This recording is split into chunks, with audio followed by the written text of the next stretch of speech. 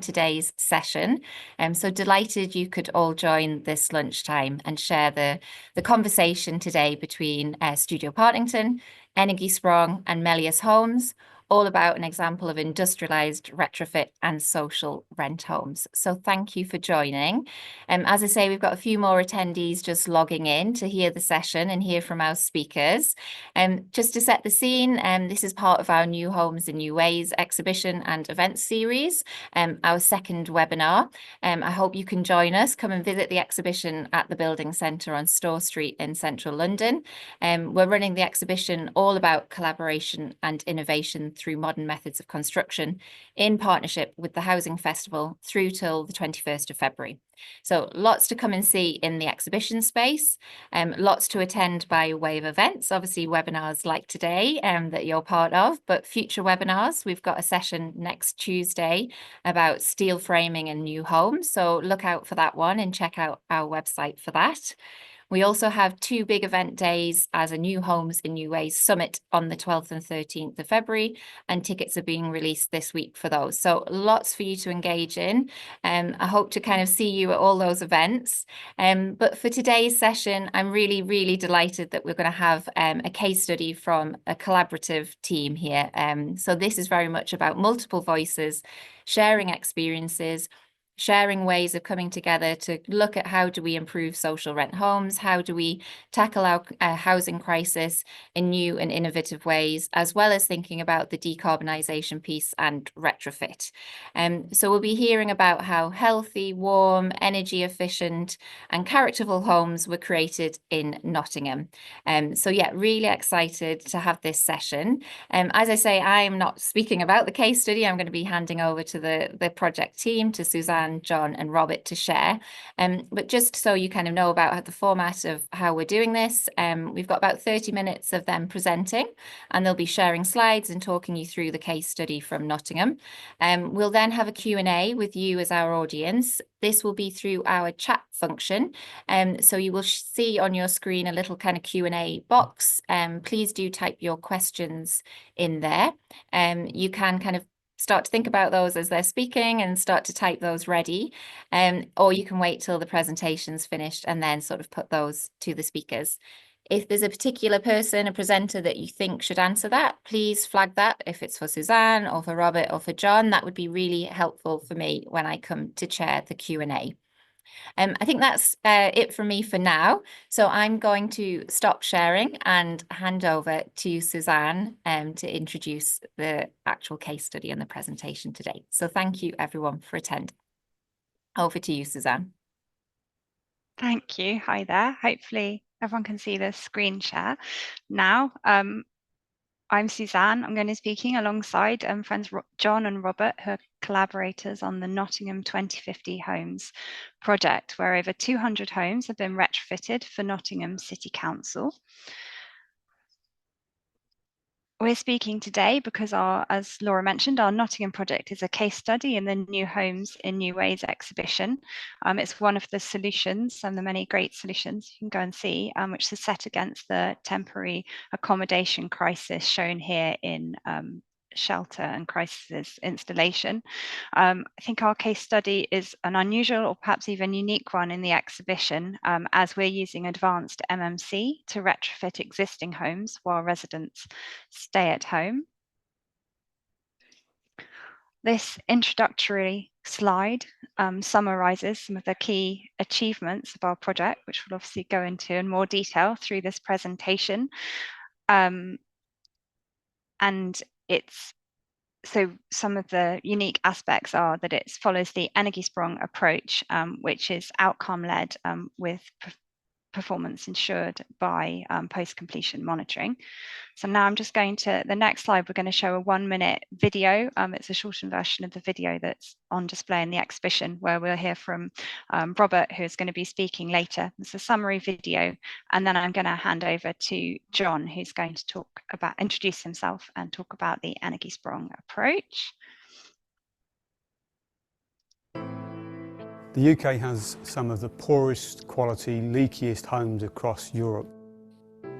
We have a real housing crisis with the number of houses being built far short of what's required to meet demand. We've lost a lot of the core trades and skills over the last few decades, and that means that we've got a real challenge in terms of building with traditional methods.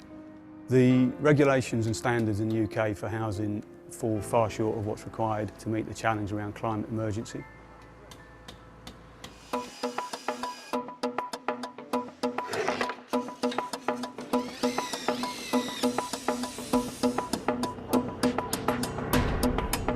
The use of off-site manufacture allows us to take the traditional activity away from site and build the key major components in a factory environment. And we're the first organisation in the UK to actually apply off-site manufacture for retrofit. The vision for Melius Homes is to see a radically different construction and housing sector, one that puts people and places and planet at the heart of the decisions that we make. We're playing our part by delivering higher quality, higher performance, new homes and retrofit.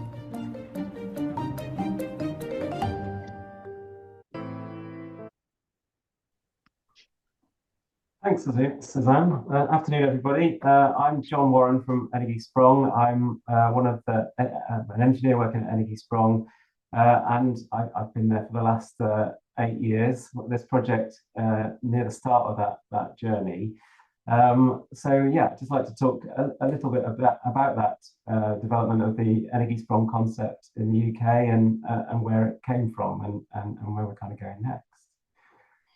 So before I do, just on the next slide, I was going to talk a little bit about Energy Sprong and its mission. So we are a not-for-profit catalyst, essentially. So we don't do any of the hard work that Melius Homes and Studio Partington do, but we're very much there to deliver our mission to deliver comfortable, affordable, desirable homes that meet those 2050 standards. So beginning with the end in mind, and we began, the Energy Sprong movement began, as you might guess from the name, in the Netherlands in 2010.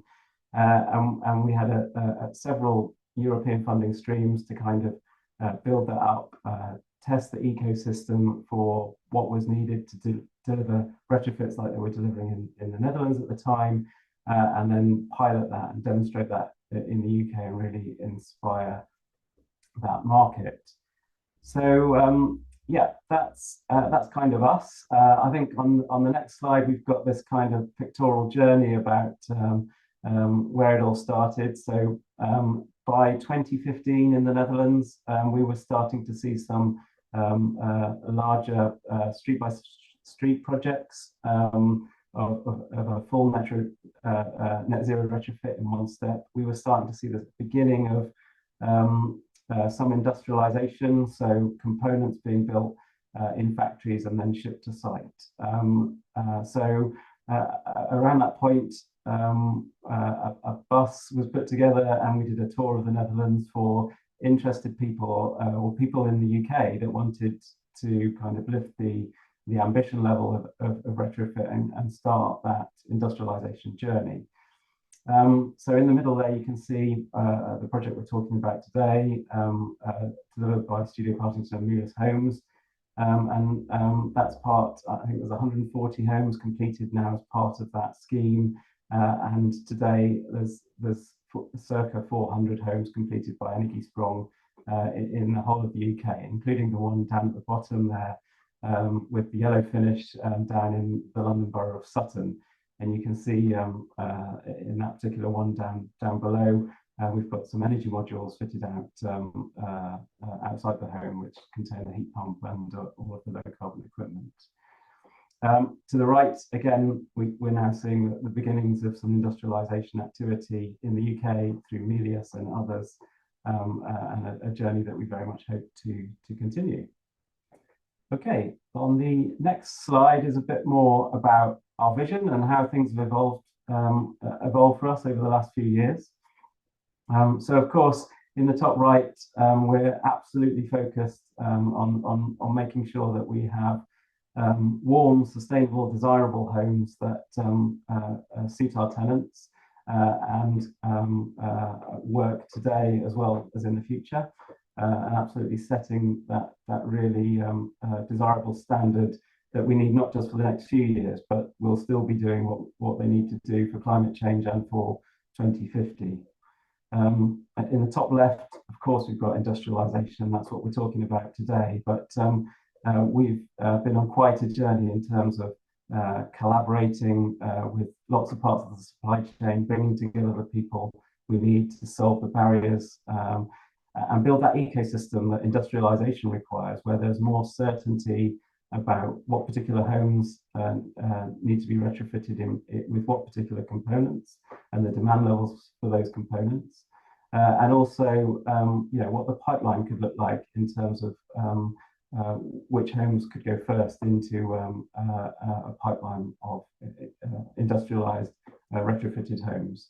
So that's really our ambition, is to make that the industrialized part of that a thriving and collaborative industry.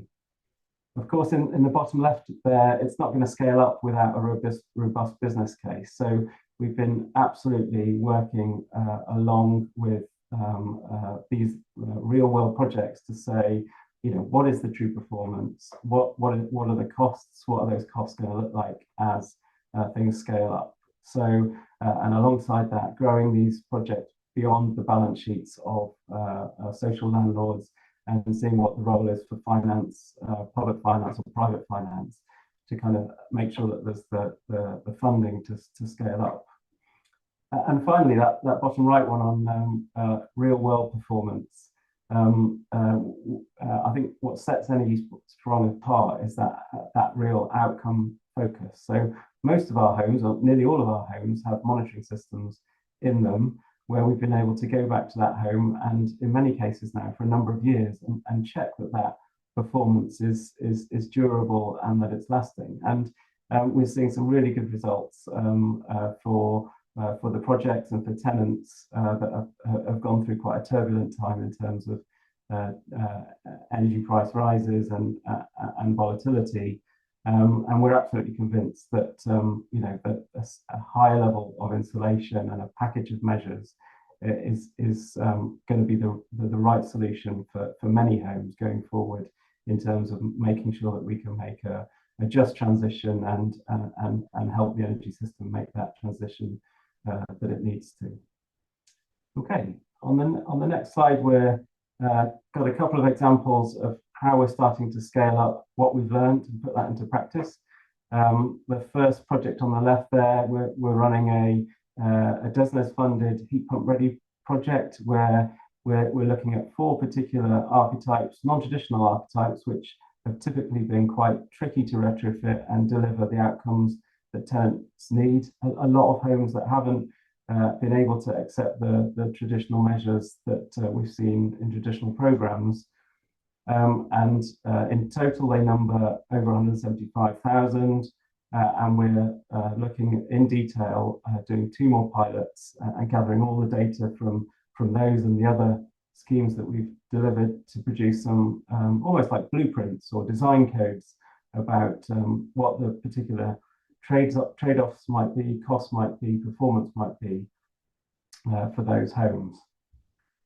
So hopefully the outcome is like a very clear steer and an option, different options for a large chunk of our UK housing stock that we can take forward at scale and bring in those industrialised approaches. The next 2 points are about another project we're running with funded by Innovate UK called Transformer.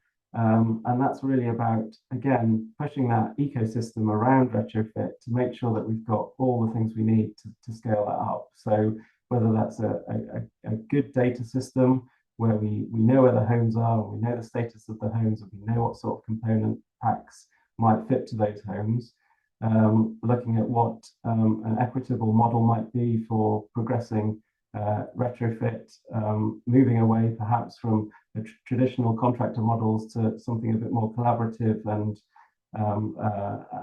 high performance and efficient.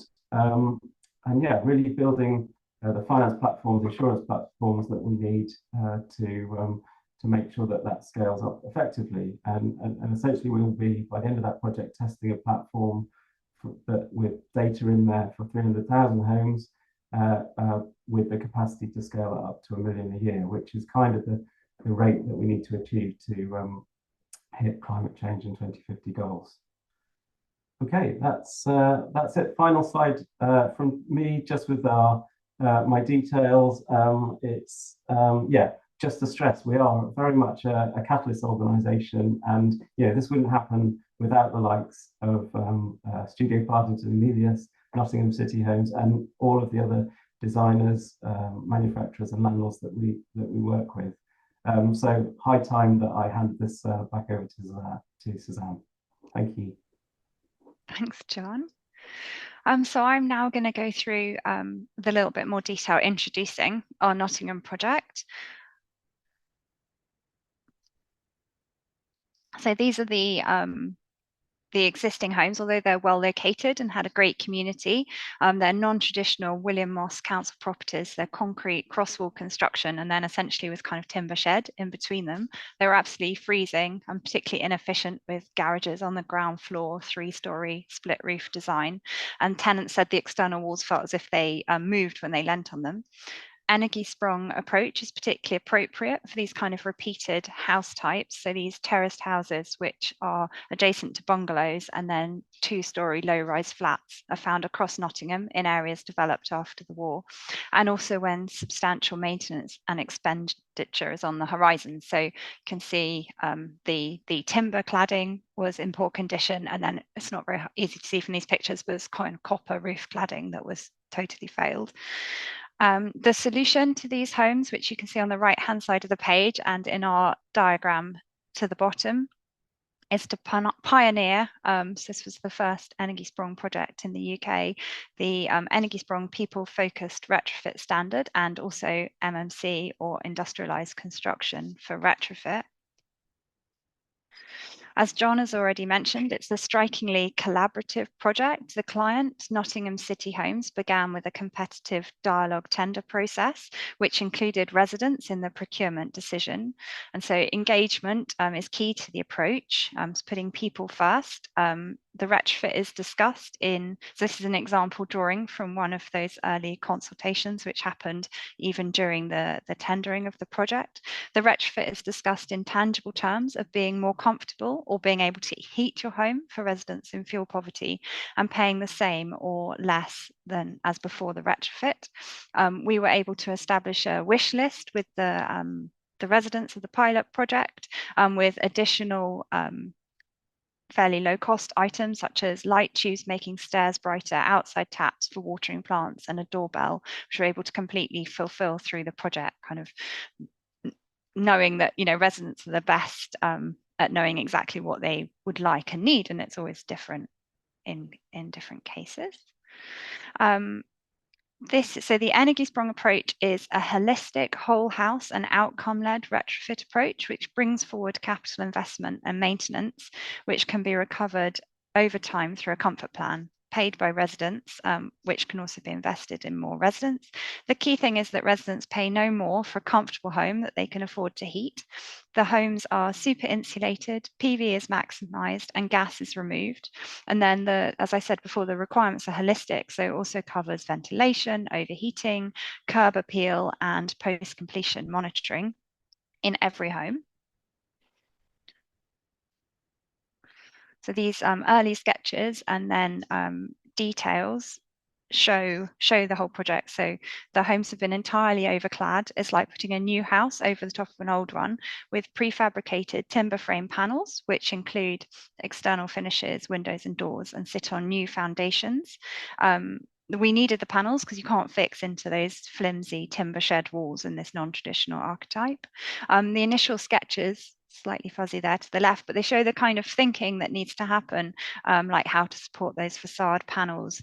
The fact if we're thickening the facade, we'd need to extend the roof eaves. These were houses were all built at one time, so they actually shared drainage pipes. So where we've got, as we always find with retrofit projects, privately owned homes, you've got to think about how to continue to drain those roofs.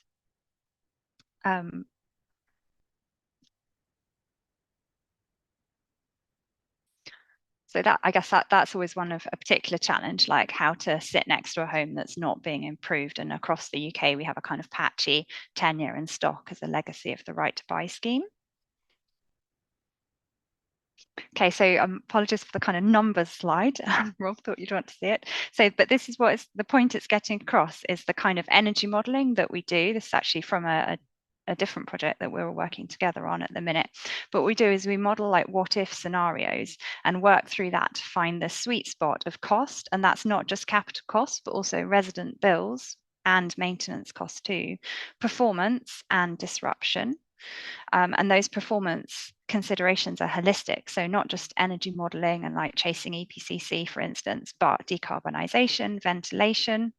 These homes have humidity controlled MEV installed in them, thermal bridging, damp and mold risk, and overheating. So we're balancing these requirements and the cost and availability of measures. And I probably should have said, and that kind of what if scenarios are very collaborative. We have to work very closely with Melius to be working out what the proposal should be. These photos show Melius's closed timber frame panel MMC category 2 factory, which was established locally in Nottingham during the project, which Rob will tell you more about. And it was established after the pilot highlighted, so this didn't exist at the beginning of the project. It was established after the pilot highlighted gaps in the supply chain. So the very first panels couldn't have the windows indoors in, weren't the full width of the house. And again, was a collaboration. This was a collaboration too with the client Nottingham City Homes in terms of like where we set up the factory. And the key benefit, I'd say, of some kind of benefits on the left, but one really the key one I think here is over the project of aggregating the demand, having innovation, product feedback, and systemic improvement. And there are also benefits to jobs, skills and training, and diversity in construction. Now, my final point to make and plea to make is that retrofit is more than energy efficiency. It's also urban design. There's an opportunity to a kind of golden opportunity to fix urban design issues and strengthen existing communities who are experts themselves on what's needed. So in this project here, we replaced garages onto the streets with habitable rooms and second entrances. The lighter finishes brighten the narrow walkways, which are the other side of this street, which is how you access the main houses between the houses and the bungalows. And the coloured window surrounds chosen by residents give identity to each terrace and signal that the area has changed. And then my final slide just shows our site plan and actually some kind of landscaping interventions, which weren't fully able to be included because of funding, but just to really show you and kind of that how far we could go with retrofit projects and what an opportunity it is to make small improvements to existing communities and streets and urban areas. And I'm going to stop sharing now and hand over to Rob.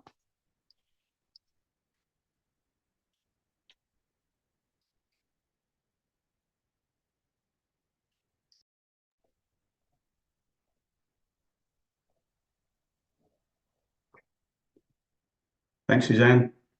Good afternoon all. I'm Rob Lamb. I founded Melius Homes back in 2016. After many years working in the industry and experiencing the challenges of delivering good quality outcomes, and felt that really the shift the industry needs to make in the use of off-site solutions and focus on outcomes is something that we wanted to play a key part in. We love sharing our experience of using off-site solutions for retrofit. So thank you for the opportunity to share some of our experience and lessons today.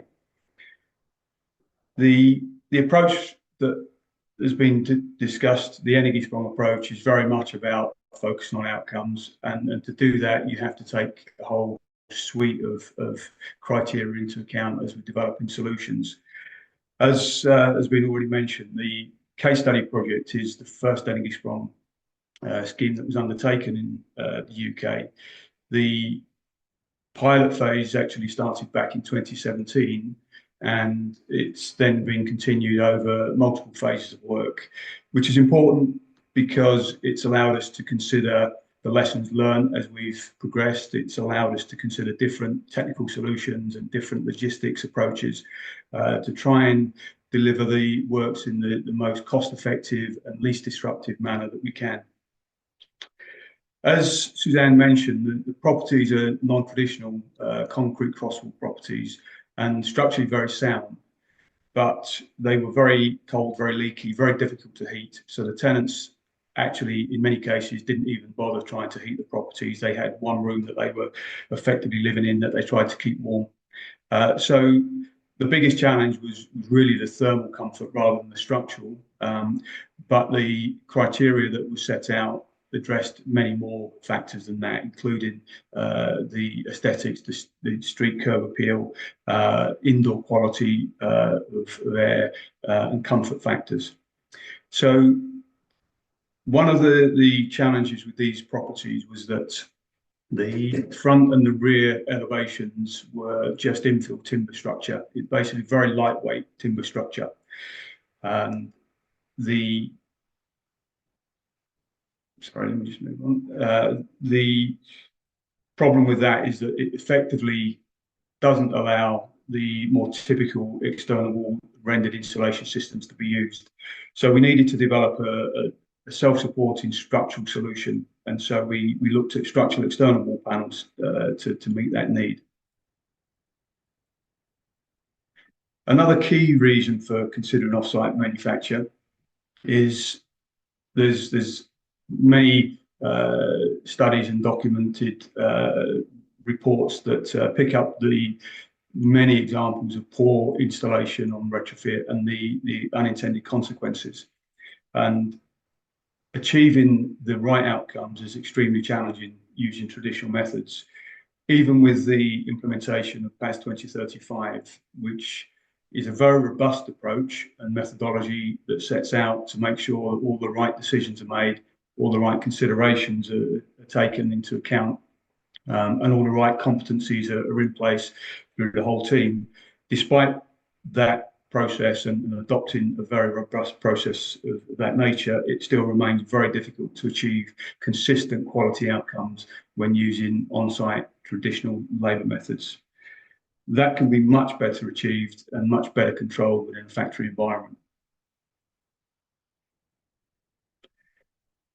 Another significant challenge in achieving consistent quality standards is that we really do not have the workforce that is needed to meet the current needs, let alone the challenge of delivering the pace of change that's needed to meet our 2050 challenges. So the use of off-site manufacturers allowed us to widen our pool of talent, to employ individuals from a much more diverse background, and importantly, they don't need direct experience of construction or even manufacturing, and they don't need the trade skills that would be required to do this type of work on site. One of the biggest concerns we had when we started to consider the use of off-site manufacture for retrofit was making sure that when the panels turn up on site on the back of a lorry, they actually fit and the windows and the doors are in the right place, and that the dimensions that we've captured allow us to seamlessly install those panels on site using the craneage that's required on the day of installation. So we actually invested quite a lot of time, effort, considering and evolving our approach to ensuring that we could do that, and that was fundamentally focused on the survey process. So we, in all cases, do very extensive surveys, from the initial structural condition surveys, intrusive structural condition surveys, general conditions. So we're looking at what the general fabric is like, the general internal conditions, including whether or not there's potential issues with access. Maybe there's challenges with indoor conditions sometimes with hoarding and normal situations that we need to be mindful of when we're developing solutions.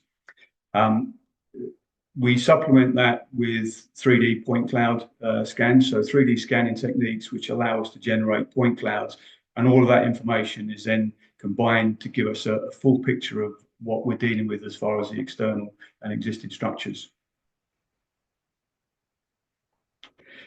The 3D scanning provides us with a digital image of the existing building. Effectively, it looks like a photograph, but it's a series of very small dots which allow us to interrogate the features of the existing structure and focus in on the critical points that we're interested in. From that point, we then are able to generate 2D general arrangements which provide us with the critical dimensions. And that then allows us to do some sense checking and some physical checking on site to make sure that our interpretation of those scans is as accurate as we need to make sure that the panels then can be manufactured and fit when they turn up on site. We also generate 3D models. That's a key part of us being able to fully understand what the existing structures look like, but it also allows us to then collaborate with the wider design team, the client team, bring in our manufacturing team's views and our installation site delivery team views when we're considering the technical solutions, when we're looking at the individual details and the junctions and interfaces. So the next step then is to consider those interfaces in detail, carefully considering all of the different aspects that we need to satisfy. Fundamentally, it's about the robustness of the details, about air tightness, thermal bridging, continuity, fire continuity barriers and cavity barriers as such. It's about weather tightness, aesthetics, structural, all of the factors that clearly need to be considered to ensure it's a robust solution. But we also need to consider how well that solution can then be manufactured in an efficient and effective way as a process. And importantly, we need to consider how well we can then install that quickly and efficiently in a safe way when it turns up on site. And we've had significant learning through our journey on this, where we've refined the details to make it easier and quicker to achieve some of those functions, the air tightness, for instance, and sealing airtight membranes back to the existing structures. It was taking us a significant amount of time based on our initial details, and we honed that in and we managed to go through multiple iterations to get to a point where it was very quick and easy to achieve what we wanted to when those panels turned up on site. We've also been able, through the phasing and the continuous learning on the project, to consider different technical solutions. So for the structural support of the panels, we've used screw piles, we've used insulated concrete foundations, we've used steel ledger angles, we've supported panels at the base, we've hung panels from the top. It looks like my slides may have jumped forward, I don't know.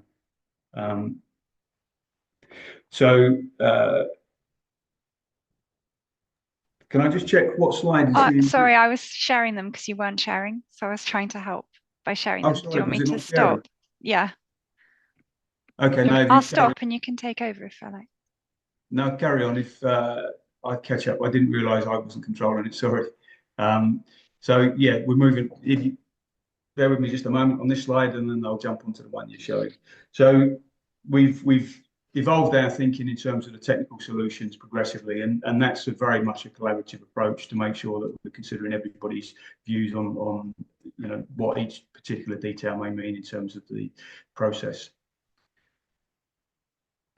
On the next slide, one of the challenges is site planning logistics. Each one of these panels typically is story height and the width of the elevation. So typically 5 to 6 meters wide, 2 to 3 meters high, 200 odd mil, maybe to 300 mil thick, and therefore it weighs in the order of 600 to 700 kilos. So these panels get lifted into place with mobile craneage.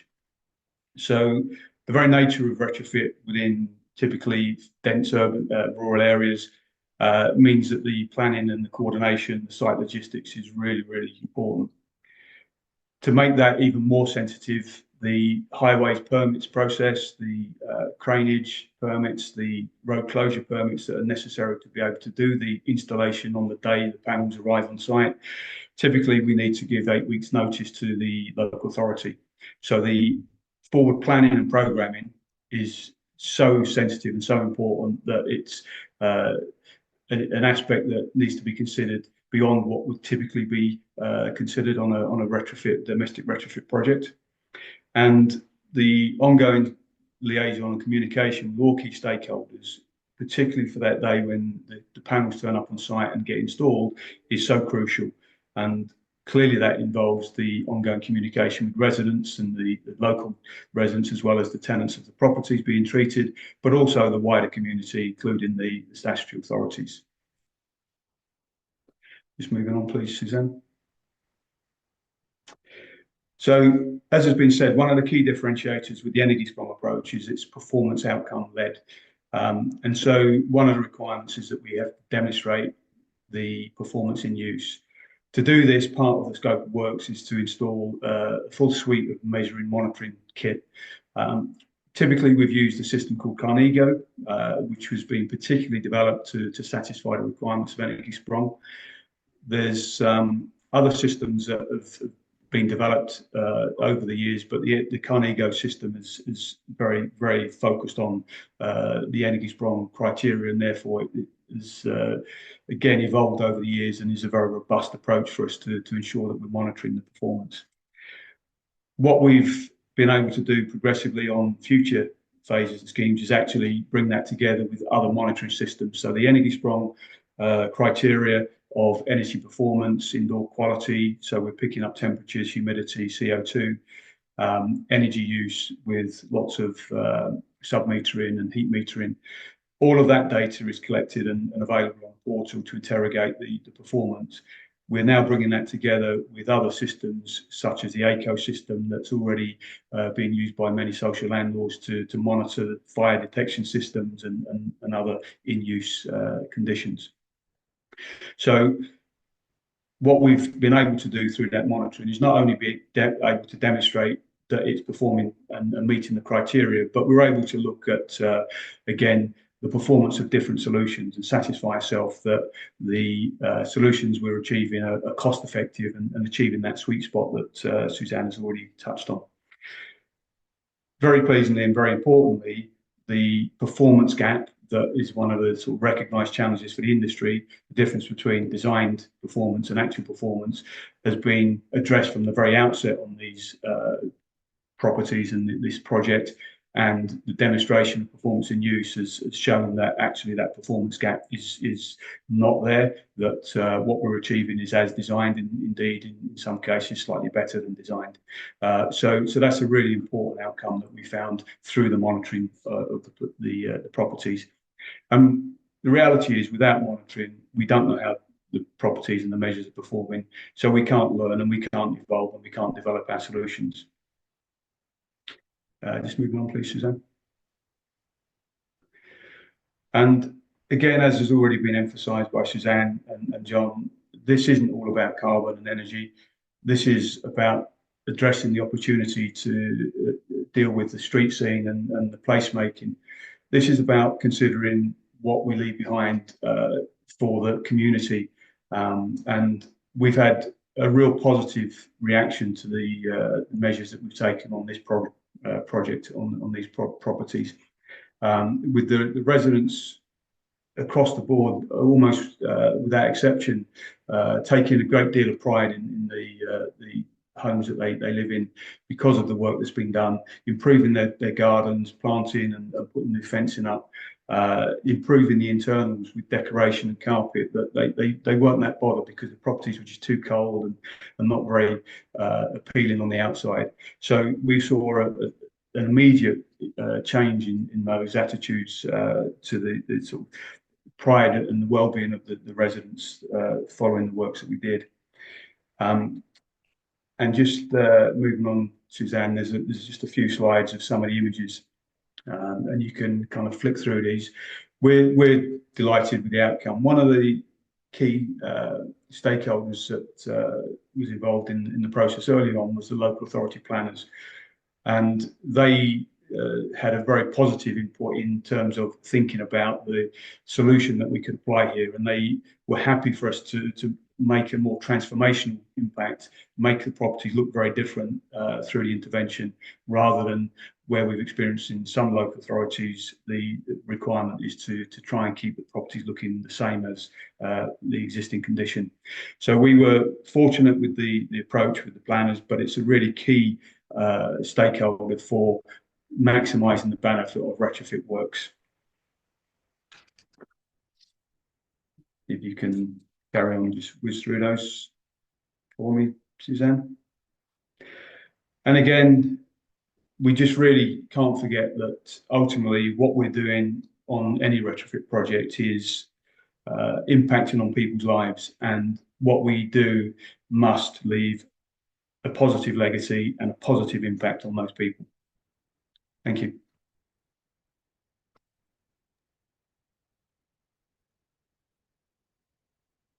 Brilliant. Well, thank you, Robert, and thank you, Suzanne, and thank you, John, for all presenting and making that really cohesive and clear about the kind of the whole process and why you did what you did and all the steps that were there to deliver those fantastic homes. So thank you for sharing with us today. Just a reminder to our attendees to put your questions in the Q&A chat box. And if you can, if there is a particular person you wish to answer it, please pop their name in front of the question as well. That will really help me as sort of we chair the Q&A section now of this webinar. We'll try and take about 10-15 minutes to have a kind of conversation together for our speakers today to answer those questions.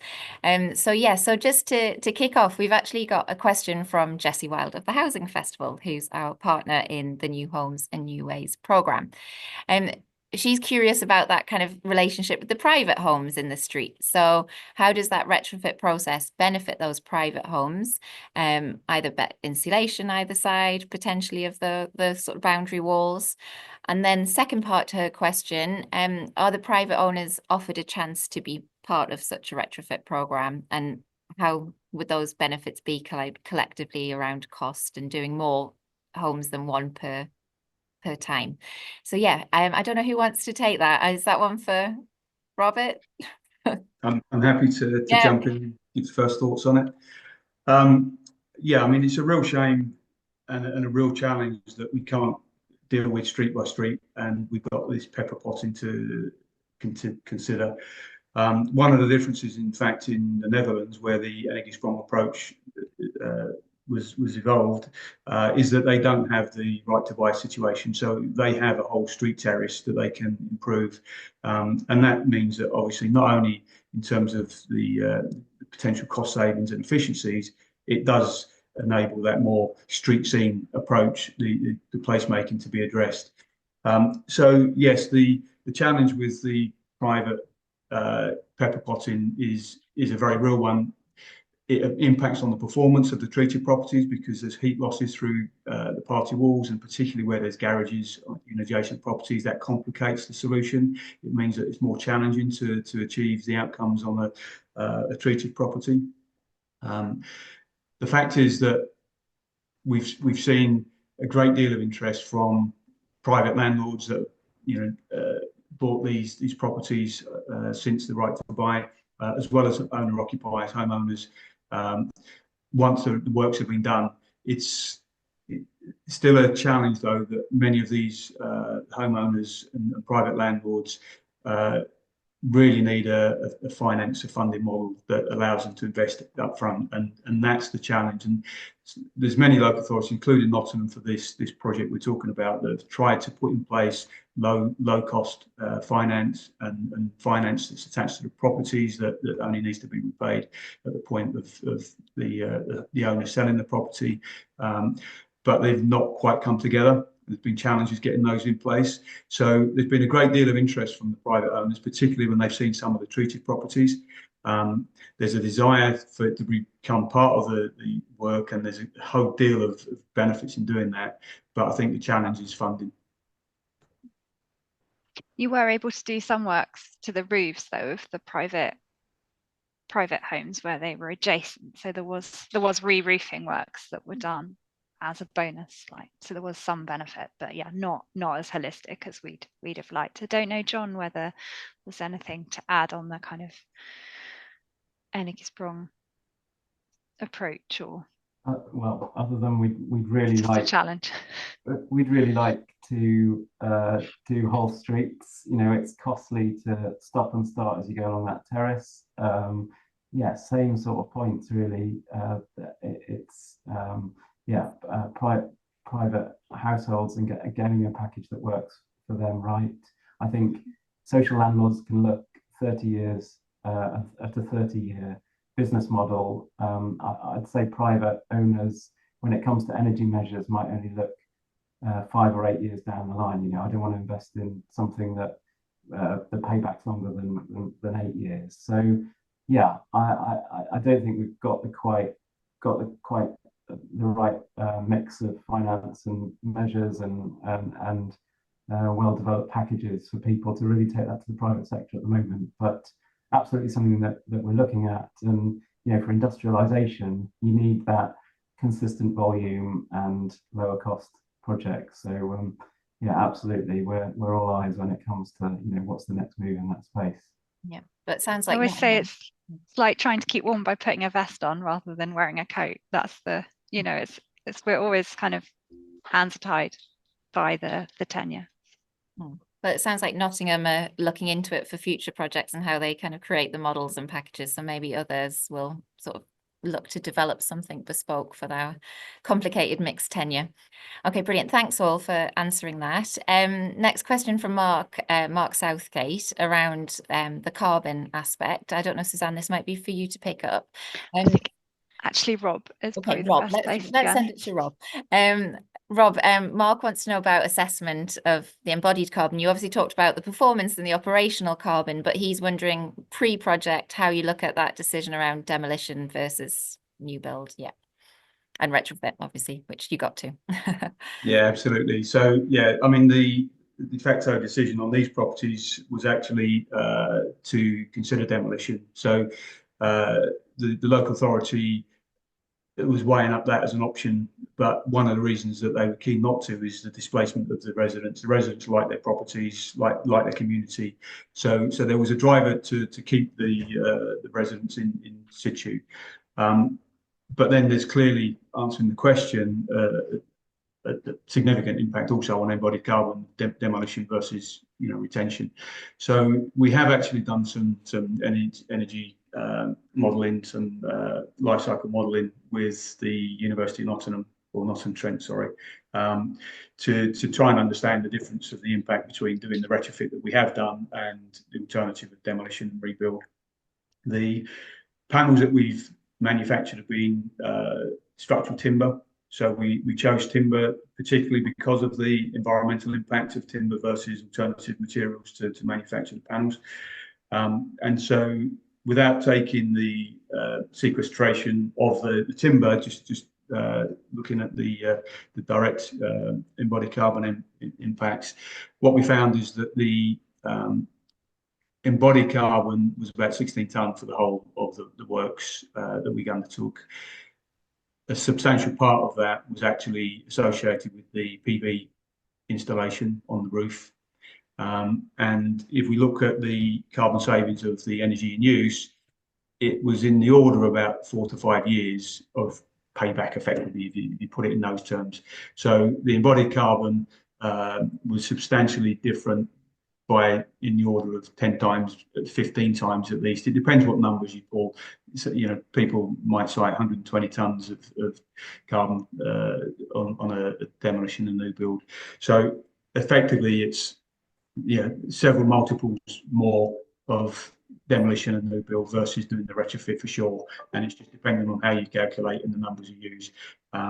But importantly, we were also interested in understanding, if we are doing this intervention, is it really sensible in terms of the energy saving of carbon that we're looking to achieve? And that's where we were also interested in how long it takes to effectively pay back, recover that invested carbon. And it's in the order of about 5 years. Right. Thank you. And yeah, and Nick was also commenting in the chats around that whole life carbon impacts, which you've obviously been doing. You mentioned Nottingham-Trent. And is that something you would typically do on a project now, Robert? Have you seen a change in kind of industry approach and how you do things? there's definitely a shift in terms of the focus on embodied carbon for sure, and much more interest in understanding embodied carbon. So, and the beauty is if we're using offsite solutions like the one that we've adopted on Nottingham, once you've done the initial calculations, then you can actually use that as a baseline, and you can then use that to modify depending on bits that might change. So you don't have to do a whole calculation every time. Great.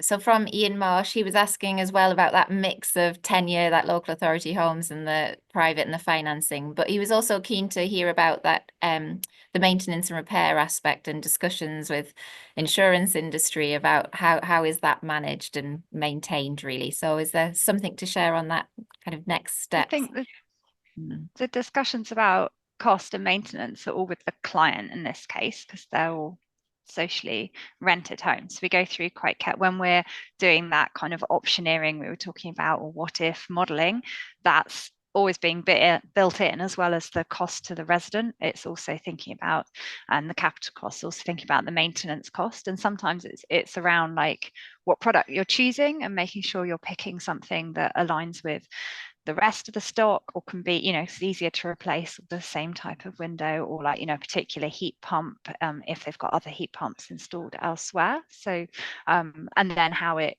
fits in with other systems. So like Rob was talking about on our future project, our kind of more current projects, so like the Carnego monitoring system, rather than being kind of a standalone thing like it was on this example, it's then integrated into the ACO monitoring system that the local authority are already using. So we're just trying to get as much out of the solution each time we kind of have another go and improve it. Great, thank you. One other link there, I mean, the reference to insurers is interesting. Maybe John might comment, because the business model with Energy Sprong is also about trying to get third-party finance and long-term finance, so pension houses and such. So that's a key part of the energy performance contracting type model that allows that potential for third-party investment to come in to fund the retrofit works. And I know that that's an ongoing piece of work for the Energy Sprong team.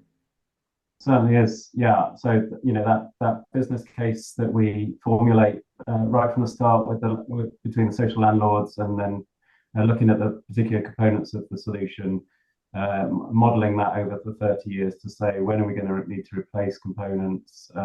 Can we sequence, if a landlord's got a particular problem set of roofs or boilers, can we start to sequence that so that the payback is really good? And then, as we're moving off balance sheet financing, looking at how durable is that energy performance, what's in place to maintain that in terms of maintaining batteries or PV systems or heat pumps. So and now, given that we've got in some cases 5 years of data, and that database that's growing of monitoring of the homes, that's really interesting to people looking to finance homes over those much longer periods, which is what we really need to unlock the scale. Yeah, you can back it up with the facts. Yeah. Okay, great. Moving on, we've got 2 questions around the panels, so I'll put those to you. And I think after those 2 questions, just a bit of kind of final thoughts before we wrap up. So around the panels, Christopher's asking, did you find that while making them, you were faced with issues of potential size differences, even if the builds are similar? And is this approach workable on many other different build styles that are slightly more bespoke? Suzanne? Well, I guess like Rob will go into the detail on it, but like the overall, I think this is a really exciting approach, because essentially like these are archetypes and the houses look the same, but they're essentially are all different. And so the approach that Melius has developed, it maybe is the opposite of like some of the misconceptions of what MMC actually is. So every panel is unique and bespoke, and we can use the Melius system to build other types of styles. So we've built new build houses as our project in Derwentthorpe that you wouldn't be able to tell the difference from the other houses that are built more traditionally. So but Rob can fill in the details. was excited Yeah, to answer. Yeah, absolutely, Suzanne. And I suppose the only thing that sort of builds on that is where we can, where we're doing the surveys, we always find differences, even if the properties look the same, there's always differences. But where we can, if we can standardise window sizes, simply again for an ongoing maintenance and replacement position, so the local authority doesn't have to go and measure every window, they know what the window sizes are without referencing individual properties, then if we can accommodate that, then we will. Sometimes we can't, they have to be bespoke window sizes, but often we can find that we can get a terrace of windows or a block of properties with similar sized windows to work within the tolerances that we can build in. Right. And then final question on the panels was around, did you get any issues with regards to planning and the fact that you're overcladding with those prefab facade panels? So I'd say we had like a really amazing response from planning in Nottingham. It was very strategic. We had some early meetings where we described it as a kind of overall design approach. So it took account of how many homes we were looking at across the whole city. We showed what our approach was, and met with loads of kind of support and sort of politically positive. And then as a result of that, they slightly unusually allowed us to only do householder applications for every individual home. So it's a slightly strange process that was followed here, but really which is a much lower level of information than you'd maybe normally do for a full planning application. And then there was, real flexibility in what they allowed. So they allowed the residents to pick the colours of their window surrounds. And, brilliantly, the first pilot came back like lipstick pink, which was, just really showed the kind of ability to personalise for residents and increase curb appeal. So I think it's a really positive planning story that we have from Nottingham, and as Rob alluded to, slightly different to some other areas, although I have taken planners from, say, Birmingham, visited the Nottingham approach. I think when you visit the houses, maybe the photos are perhaps a bit Marmite with whether you like the colours, but I think people really understand it when they're in an area with like a lot of repeat house types and can really understand that you're creating which terrace you live in, because I live in the green one, for instance. Yeah, there's a system and a style to it. Yeah. Okay, great. Thank you so much. We've only got a couple more minutes. I was just quite keen to hear about the factory that was set up. So what's happened with that? Because obviously that was quite unique to this site and that project. Yeah, and similarly, if people are considering types of projects like this themselves, obviously a lot of our audience are from the built environment professional community. A weeny bit about that would be wonderful if you don't mind sharing. Yeah, so the factory that we set up was in Nottingham. We worked closely with Nottingham City Council to find a space, and in fact, it ended up being space that they owned, that we share. So we were able to set up the factory very close to the pilot project. The principle was that we could create factories, pop-up factories, and we've explored that with other local authorities. That effectively, once we've got the approach and the system sorted, that we can create pop-up factories, new factories, more local to where the work is. Clearly, that relies on a strong pipeline of work in that area. Yeah. And so, yes, it's replicable. It's something that can be put in place based on the model that we've now created in Nottingham. Great. Thank you. Such a positive story. So thank you all today for contributing and attending. Suzanne, John, Robert, much appreciate your time to contribute to the exhibition and then to the events. And for you, our audience, there's a link there to the seminar next week, which is around steel framing and new homes. So have a look at that. The link's there. That's actually on Tuesday next week. So do sign up, and please come and visit the exhibition if you can make it into central London. New homes in new ways on at the Building Centre until the 21st of February next year. So thanks again, everyone. Take care and hope to see you soon. Bye. Bye. Thank you. Thank you.